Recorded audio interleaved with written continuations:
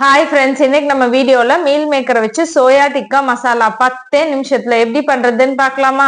அதுக்கு பவுல்ல 1/2 கப் தயிர், 1/2 டேபிள் ஸ்பூன் கடலை மாவு, 1 டேபிள் ஸ்பூன் இஞ்சி பூண்டு பேஸ்ட், 1/2 டேபிள் ஸ்பூன் மஞ்சள் தூள், 1/2 டேபிள் ஸ்பூன் காஷ்மீர் மிளகாய் தூள், 1 டேபிள் ஸ்பூன் ஜீரகத்தூள், கொஞ்சமா கஸ்தூரி மேத்தி, உப்பு எல்லாத்தையும் போட்டுட்டு நல்லா கலந்துக்கலாம். கலந்த மசாலா கூட 10 நிமிஷம் சுடுதண்ணியில போட்டு எடுத்த மீல் மேக்கர், கேப்சிகம், வெங்காயம் எல்லாத்தையும் சேர்த்துட்டு மசாலா எல்லாம் நல்லா கலந்து வர்ற மாதிரி கலந்து விட்டுடலாம். ஒரு 10 நிமிஷம் ஊற வச்சுட்டு ஒரு பேன்ல ஒரு கரண்டி எண்ணெய் சேர்த்துட்டு நம்ம ஏற்கனவே கலந்து வச்சிருந்த மசாலாவை சேர்த்துட்டு ஒரு 5ல இருந்து 7 நிமிஷம் மீடியம் ஹீட்ல வச்சு அதை நல்லா ஃப்ரை பண்ணி எடுத்துக்குவோம். இன்னொரு பேன்ல ஒரு டேபிள் ஸ்பூன் எண்ணெய் சேர்த்துட்டு காஞ்சதுக்கு அப்புறமா ஒரு டேபிள் ஸ்பூன் ஜீரகம் சேர்த்துட்டு நல்லா பொரிஞ்சதுக்கு அப்புறம் ஒரு மீடியம் சைஸ் வெங்காயத்தை பொடி பொடியா நறுக்கி சேர்த்துக்கோங்க. அது கூட 1/2 டேபிள் ஸ்பூன் மஞ்சள் தூள், 1 டேபிள் ஸ்பூன் தனி மிளகாய் தூள், 1 டேபிள் ஸ்பூன் தனியா தூள் எல்லாத்தையும் சேர்த்துட்டு நல்லா வணக்கிக்கலாம்.